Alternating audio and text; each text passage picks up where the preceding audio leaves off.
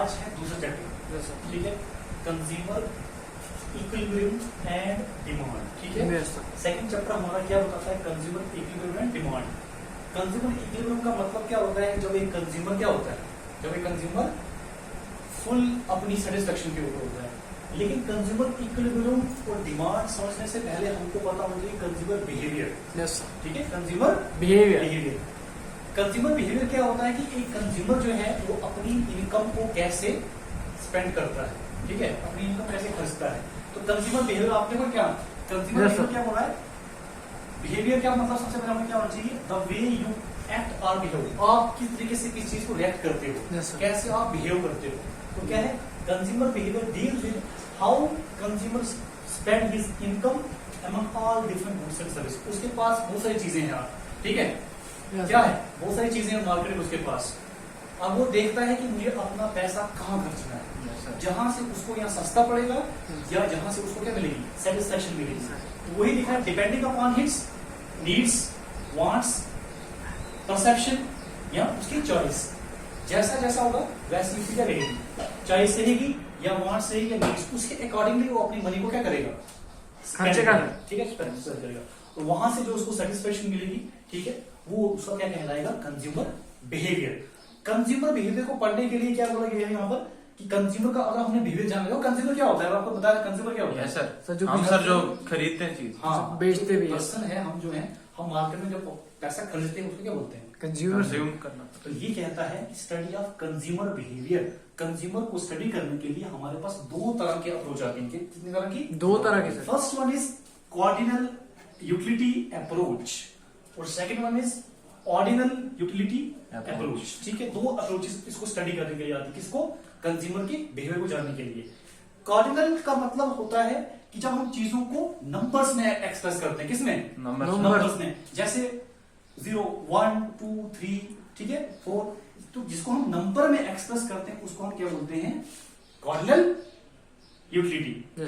Ordinal का मतलब होता है हम चीजों को क्या करते हैं, प्रेफर करते हैं, प्रेफरेंस देते हैं। इसके ये नहीं तो इसके बाद दूसरा, उसके बाद तीसरा, दैट इज प्रेफरेंस। इसको बोलते हैं ऑर्डिनल यूटिलिटी अप्रोच, ठीक है।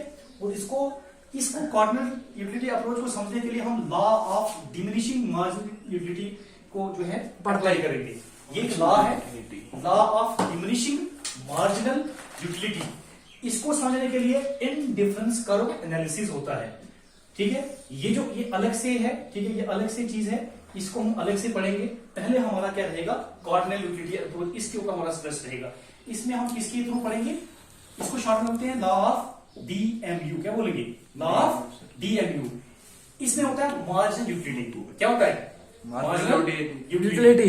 अब मार्जिनल यूटिलिटी जो है उसको हम क्या करेंगे, सबसे पहले हम इसमें ये समझेंगे कि यूटिलिटी क्या चीज होती है। इकोनॉमिक्स में ये चीज जो है आपको बार बार पढ़ने को आएगा। तो सबसे पहले हम क्या पढ़ेंगे इसमें, यूटिलिटी के बारे में।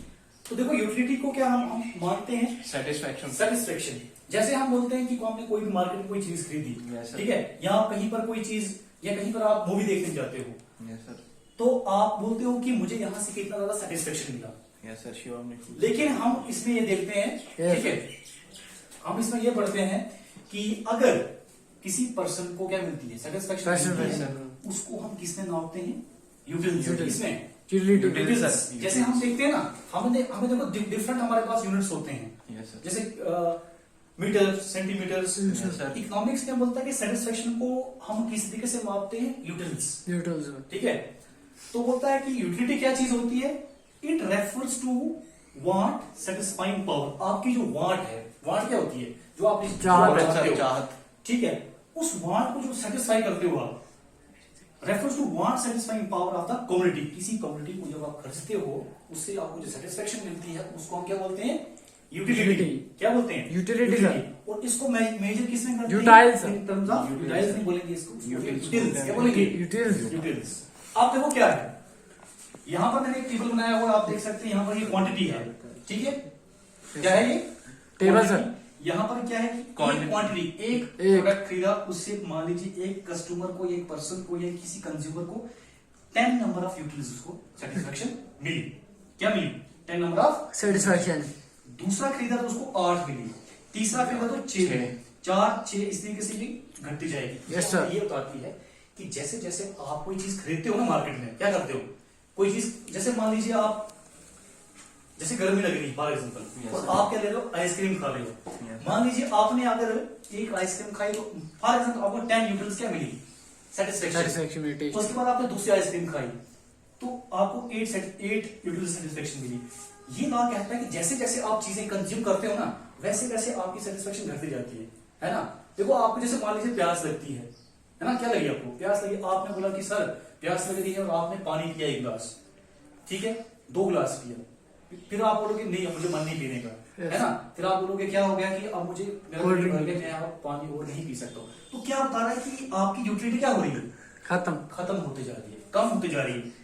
10 से 8, 6 से 4 होता ना ऐसा। कोई भी चीज आप जब कंज्यूम करते हो, आपको भूख ही लग रही है, खाना खाया आपने 1 प्लेट खाओगे, उसके बाद थोड़ा सा जाओ और लोगे तो कम होता जाएगा ना, भूख आपकी क्या हो जाएगी, कम हो जाएगी। ये कह रहा है, ये लॉ क्या बोलता है, जैसे जैसे आप चीजें कंज्यूम करते जाते हो वैसे वैसे क्या हो जाता है, आपकी यूटिलिटी कम होती जाती है। ऐसा समझ, इसको बोलते हैं लॉ ऑफ डिमिनिशिंग। का मतलब क्या होता है, डिमिनिशिंग आपने याद रखना है, कम होना। क्या होता है, कम होना sir. Diminishing, law of diminishing utility मतलब कम हो रही है, ठीक है। उसी के साथ अगर हम देखें जो, लेकिन जो टोटल यूटिलिटी है वो क्या होती है, बढ़ती है, ठीक है। क्योंकि हम क्या कर रहे हैं, देखो 10 है ना, 10 में जब हमने 8 प्लस किया कितना बन गया, 18 18 में 6 प्लस कर दिया 14, 6 में 4 प्लस कर दिया 28, फिर 4 में 0 28, और इसी तरीके से माइनस करेंगे तो -26, ठीक है। ये इसको हम बोलते हैं लॉ ऑफ डिमिनिशिंग मार्जिनलिटी। सिंपल सी बात आपने याद रखनी है कि जब एक पर्सन कोई चीज कंज्यूम करता है, ठीक है, कंज्यूम करने के बाद आहिस्ता आहिस्ता क्या होता है, जब जब वो एडिशनल यूनिट अपना कंज्यूम करता है, उसकी सेटिस्फेक्शन लेवल क्या हो जाता है, कम हो जाता है, कम होते जाता है, ठीक है। इसको बोलते हैं law of diminishing marginal utility, या इसको बोलेंगे मार्जिनल यूटिलिटी। आप देखिए यहाँ पर डायग्राम देखिए, देखो यहाँ पर, यहाँ नीचे से हमने क्या लिए हैं, ये क्वांटिटी ली है। फॉर एग्जांपल हमने आइसक्रीम कंज्यूम की है, ठीक है, और यहां से क्या है, हमको सेटिस्फेक्शन, ये सेटिस्फेक्शन मिल रही है। 1 पॉइंट पे देखिए आप, यहाँ जब हमने पहला यूनिट कंज्यूम किया तो हमारी सेटिस्फेक्शन इतनी थी, 10 थी, दूसरा किया तो 8, तीसरा किया तो 6, चौथा किया तो 4, और उसके बाद देखिए यहाँ पर देखो आप, जब 5वां कंज्यूम किया तो कितनी हो गई, 0, उसके बाद 6 के बाद माइनस में चलेगी। अब बोला आप मेरा पेट टोटली भर गया, मैं खा ही नहीं सकता हूँ इस चीज को, अब दैट मीन्स कि क्या हो गया, आपकी यूटिलिटी खत्म होती चली गई। तो ये बता, और इसका लाइन देखिए, अब आप जब इसको आप ज्वाइन करेंगे, देखो ये इस तरीके से आपने ज्वाइन किया ना इसको, तो क्या हो गई, नीचे के लिए जा रही है ना लाइन में, दैट मीन्स कि ये कम होती जा रही है, ठीक है। उसके साथ आप देखते हैं टोटल यूटिलिटी। देखो टोटल यूटिलिटी क्या है, इसी तरीके से क्वांटिटी ली हुई है हमने, पहले देखो 10 है, उसके बाद